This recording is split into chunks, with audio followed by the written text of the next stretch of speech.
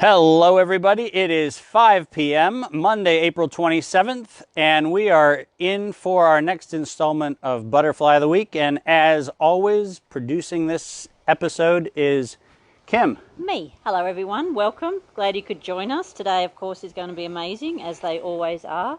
Please send your questions in and we'll get them answered, and enjoy. Thank you. Thank you, Kim. Today, people, I look a little different, and that is because in the past, when I have done the investigations that ultimately give rise to legal actions that I have succeeded bringing against a number of entities around the world, I think it's appropriate that we have a certain decorum about how we engage when we are actually making very serious and very contemplated allegations in this case and reporting on some criminal activity. And as a result of this video is also going to be submitted to a number of U.S. attorneys, to the Attorney General, to other law enforcement agencies, and as a result, and in honor and respect for their roles and their posts, I think it's appropriate that we bring an appropriate level of decorum to the process.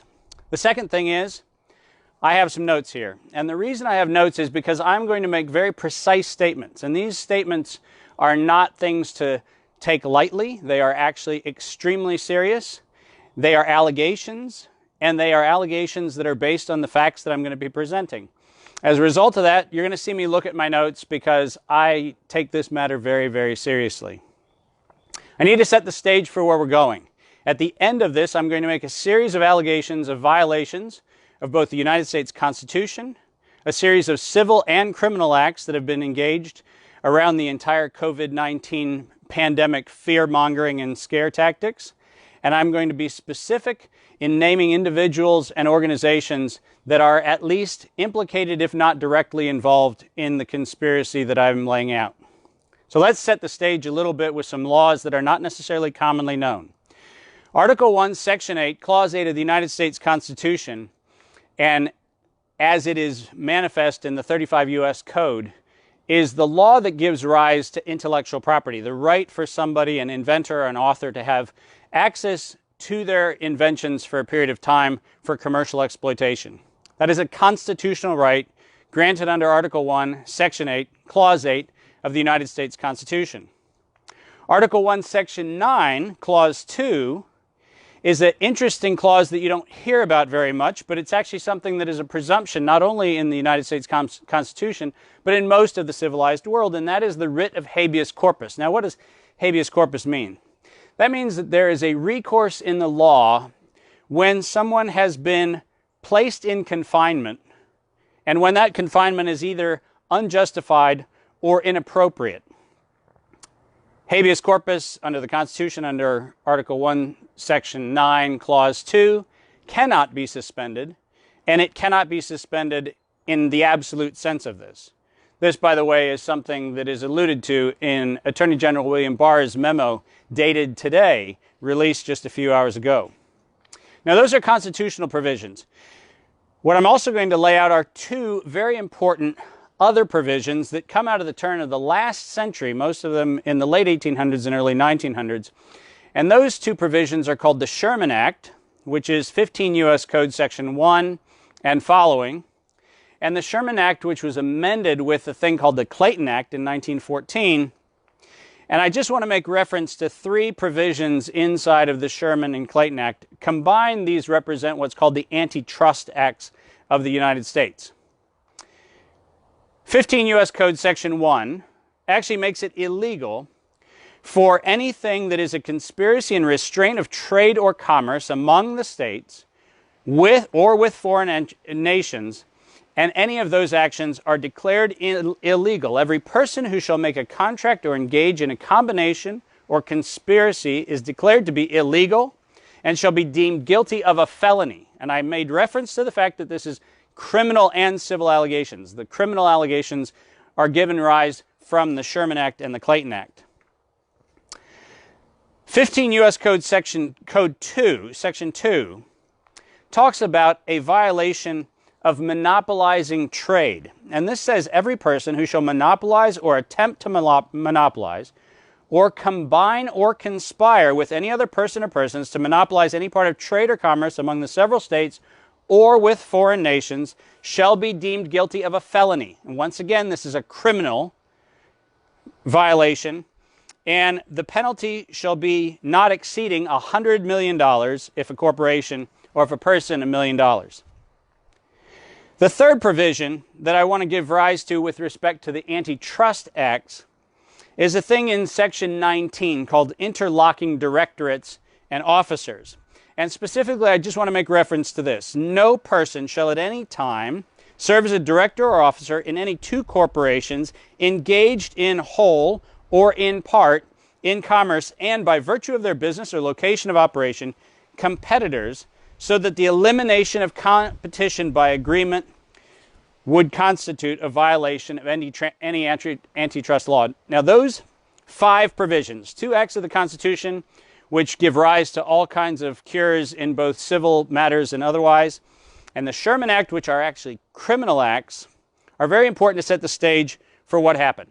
On April 25th, 2003, the United States Center for Disease Control broke the law.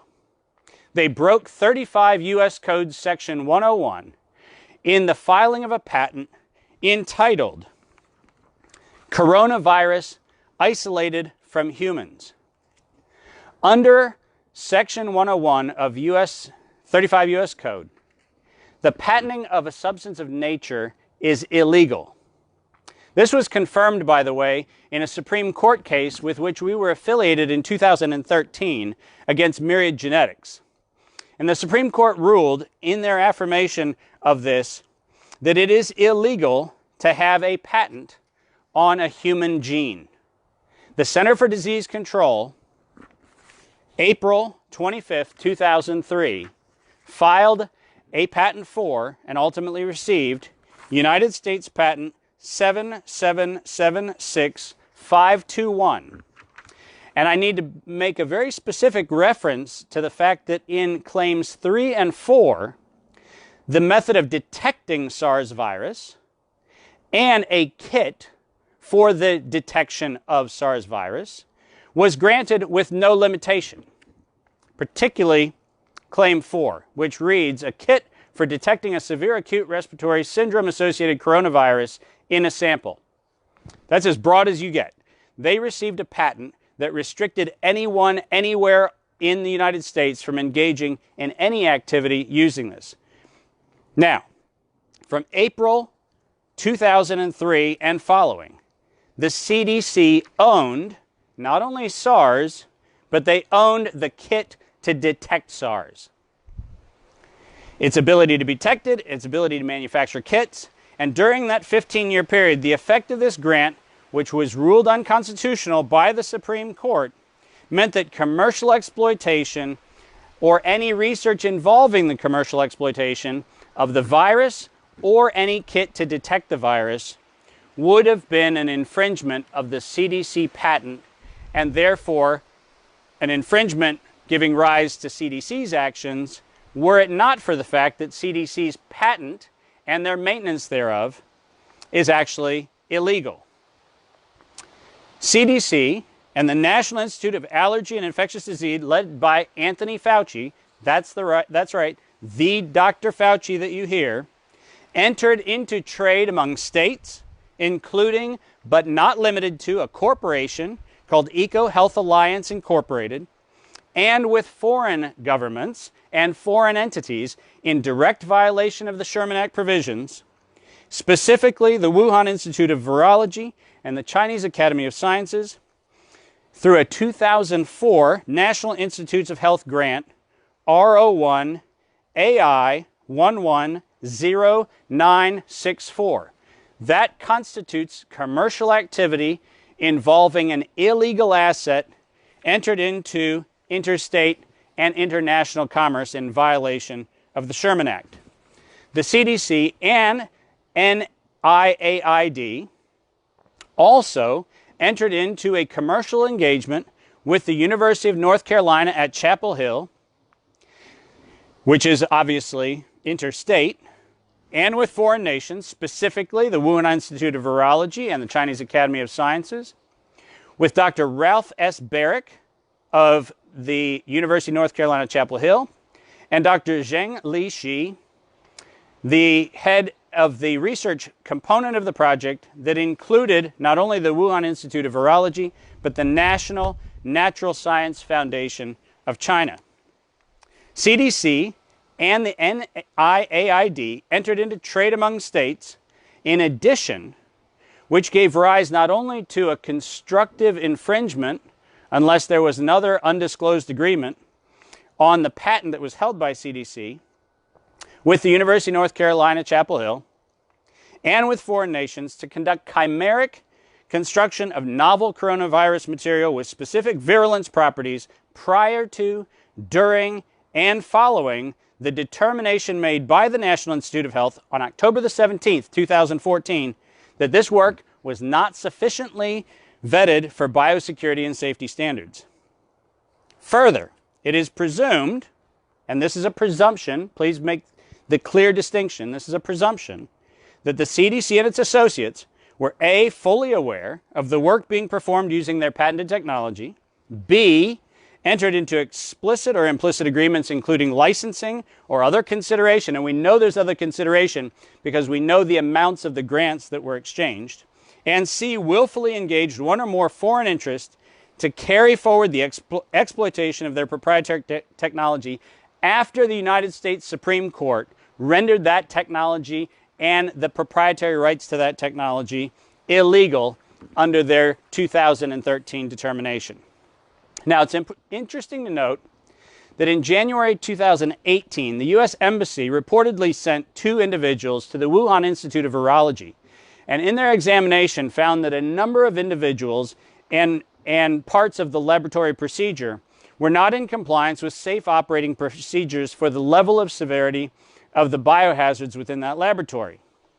The Washington Post reported that a cable dated the 19th of January 2018 confirmed that there was, and I quote, during interactions with scientists at the WIV laboratory, they noted that the new lab has serious shortage of appropriately trained technicians and investigators needed to safely operate this high containment laboratory.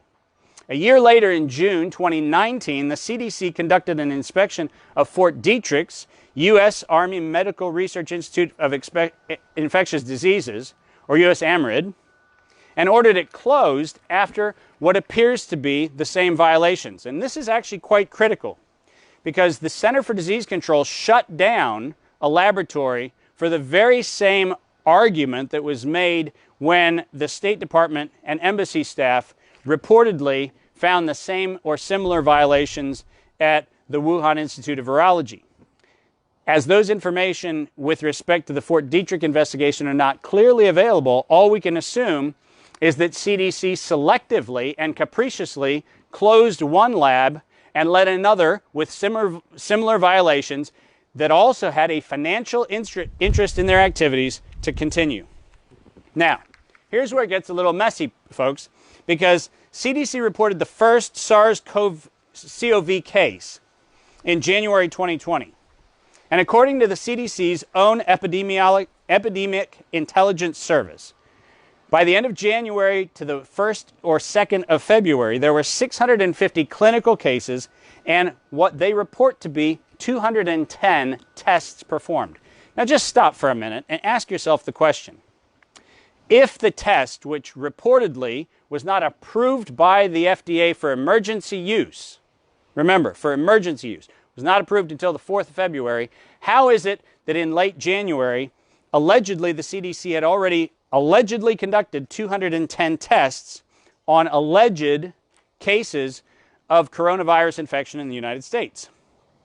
Given that the suspected pathogen was first implicated in official reports on December 31st, 2019, and only isolated within that very short period of time between December 31st and the early part of January, one can only conclude that the CDC had the mechanism and the wherewithal to conduct tests to confirm the existence of a novel coronavirus, did not have the mechanism, but falsely reported the information, and it certainly tests credulity of both the World Health Organization and the CDC that they could manufacture before anyone even knew this virus existed and had not clarified it in any form of genomic testing that they had tests for 210 tests before any emergency use authorization was granted.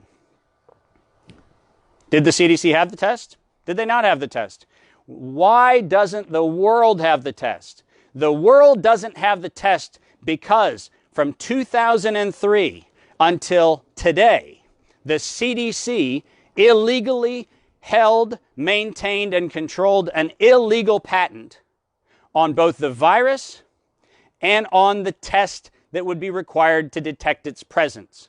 The reason why you can be told there is a novel coronavirus and the reason why there is no way to empirically validate whether there actually is SARS-CoV-2 or not is because the CDC maintained an illegal monopoly, restrained trade, and violated both the Sherman and the Clayton Act in their business practices with both domestic and foreign operators. Around March 12th, and this date becomes exceptionally important to the last comment I'm going to make. Around March 12th, 2020, in an effort to enrich their own economic interests by way of securing additional funding from both federal and foundation actors, the CDC and NIAID, Dr. Fauci elected to suspend testing as a requirement to classify a patient with COVID-19. Now, March 12th is really important.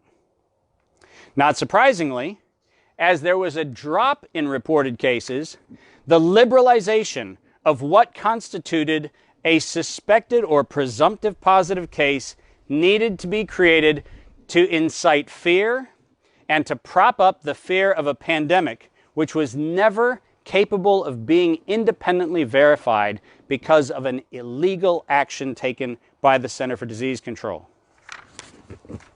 The CDC and the WHO elected to commit to a narrative of a novel coronavirus. And remember, they had the only ability to do so. They patented the compound of nature illegally, and then they held the patent on the test for that compound. There was no way to independently verify this. Further, they participated in exhibiting properties of virulence that include the ACE2 receptor and other spike protein properties, which are the subject of U.S. Patent 7618802, issued to the University of North Carolina's own Ralph Baric.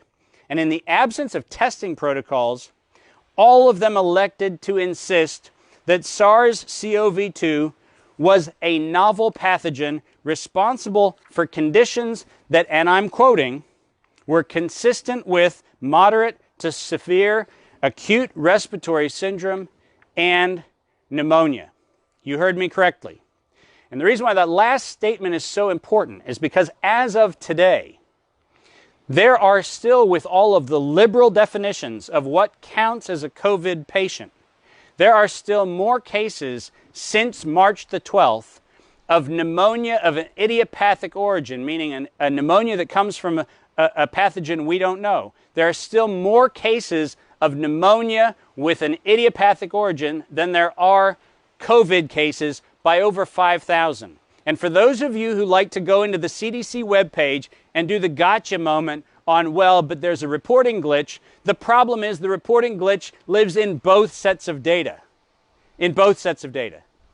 And the pneumonia numbers still outstrip the COVID numbers by over 5,000 as of today.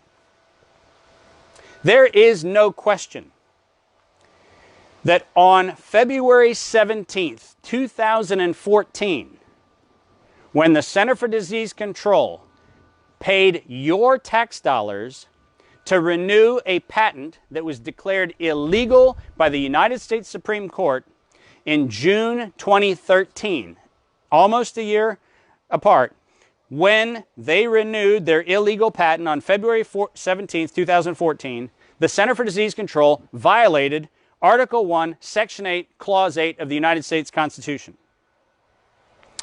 By renewing their illegal patent on February 17th, 2014, the CDC willfully violated the law using public funds in light of a Supreme Court ruling that actually had declared their actions illegal on June 13th, 2013.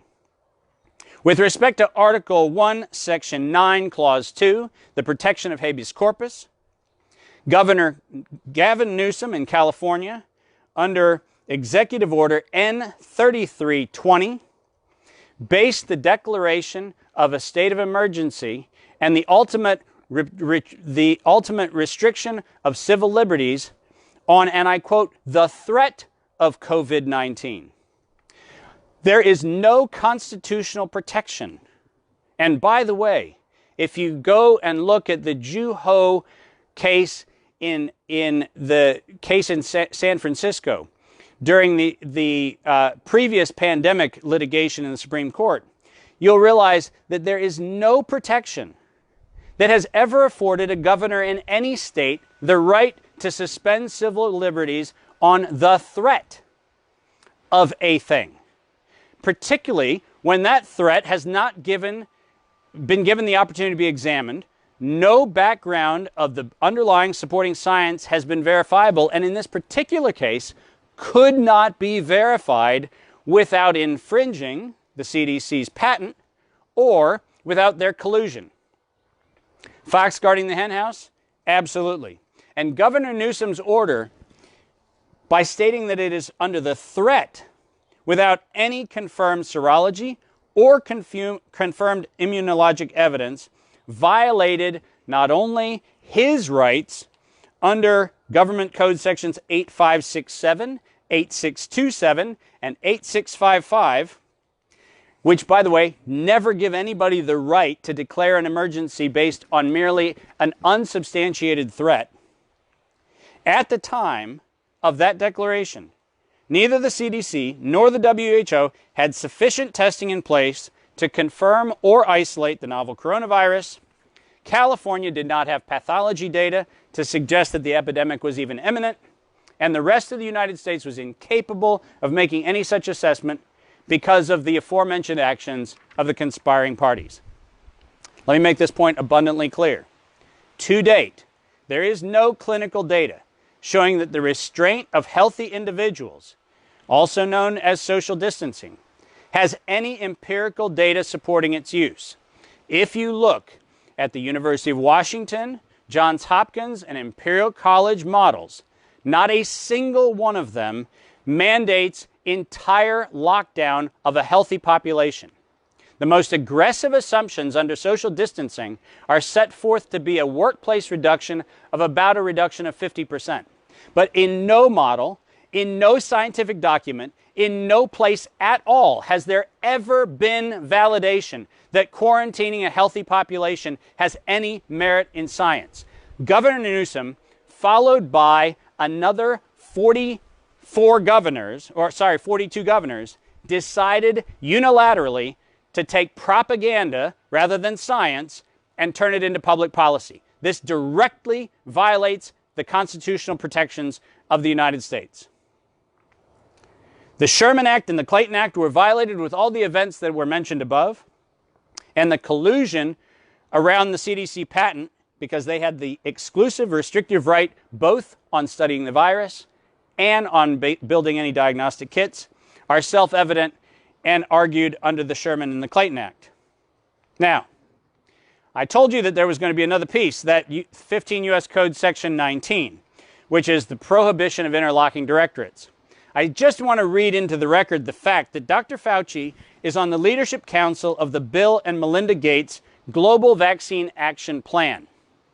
Now, that is public information. Whether he still maintains that position or not, he certainly was in the role he was at NIAID at the time he was given this appointment. And Leah Devlin, who is on the CDC Foundation board, is also on the faculty of the University of North Carolina, Chapel Hill. These two individuals should be subject to further investigation under 15 U.S. Code Section 19 for the prohibition of interlocking directorates. Now, I told you March 12th was an important date. For those of you who don't follow the news very closely, the Patriot Act, which many people really found to be odious and offensive, was renewed by Congress until March 15th, 2020.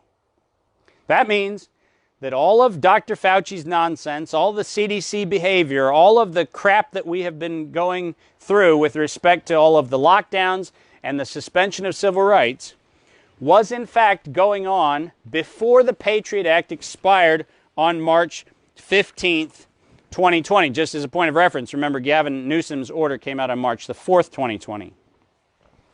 Under Section 802 of the Patriot Act says that domestic terrorism is a person engaging in domestic terrorism if they do an act that is, and I quote, dangerous to human life, that is a violation of criminal laws of a state or of the United States, and if the act is intended to, 1, intimidate or coerce a civilian population, and 2, influence the policy of a government by intimidation or coercion.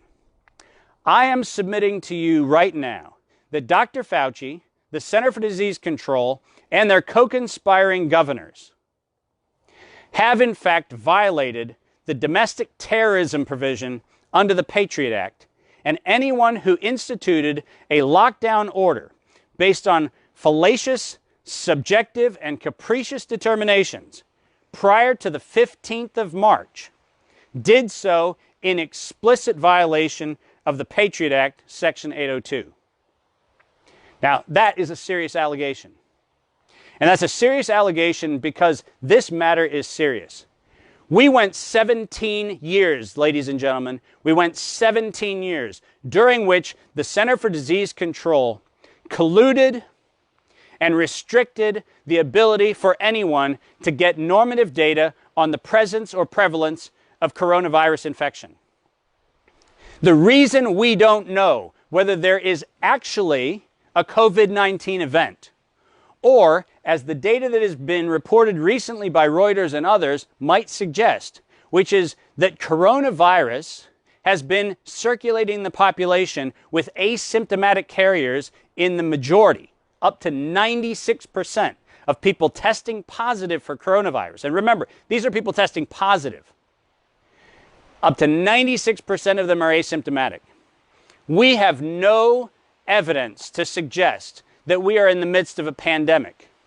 We have only, because of the collusive behavior of CDC, which restricted the development of tests, we only have been testing for this virus since February of 2020.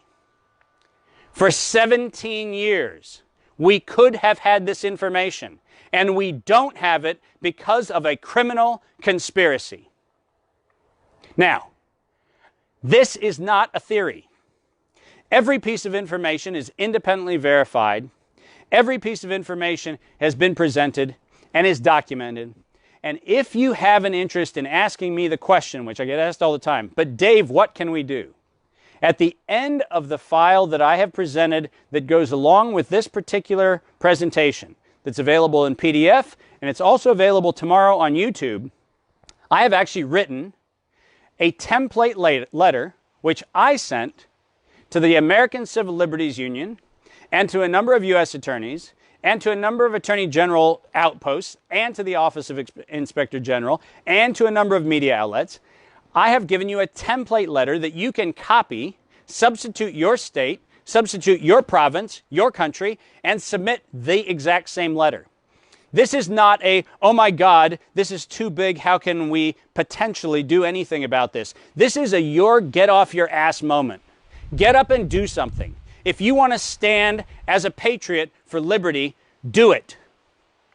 But whatever you do, I am not interested in engaging conversations about beliefs. And I'm going to speak directly to the people who have been making comments about face masks and social distancing and everything else.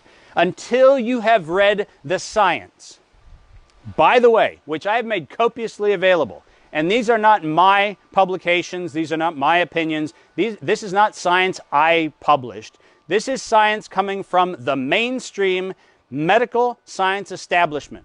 Until you have actually read the articles, I need you to shut up about your opinions on whether or not you're making grandma healthy or safe or not. The fact of the matter is, every person I have seen parroting the social distancing and the mask narrative has yet to evidence a single evidence that they have actually read the studies upon which their recommendations are being made. And parroting propaganda is actually not patriotic. It's lazy, it's pathetic, and it's the reason why we have our rights suspended. So don't do it.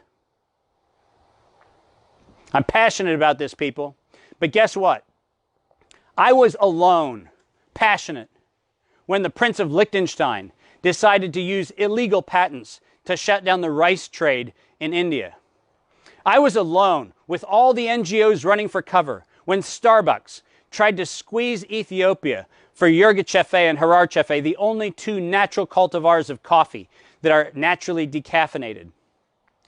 I was the only one to stand against that tide. And the reason I'm passionate is because this time I'm watching friends, I'm watching family, I'm watching communities across the world fall for idiocy, where public sector officials are promoting a conspiracy which is not a theory. It is a violation of 5 provisions of the United States laws. And it is not acceptable to allow a criminal conspiracy to go on and sit quietly and let the sheep be sent to the abattoir. That's why I'm passionate. Get off your butt, take that last little piece of the information at the end of the video, and don't freaking go march with a gun. Don't go do stupid things which do absolutely nothing but inflame. Don't do that. Do something that can and will make a difference. Let your voice be heard, not so that you get on the news tonight. Let your voice be heard so that elected officials understand that you're watching and you're willing to hold them accountable. I did it. You can do it too. And join me in the fight for liberty. There you go. That's it. I'll see you next week.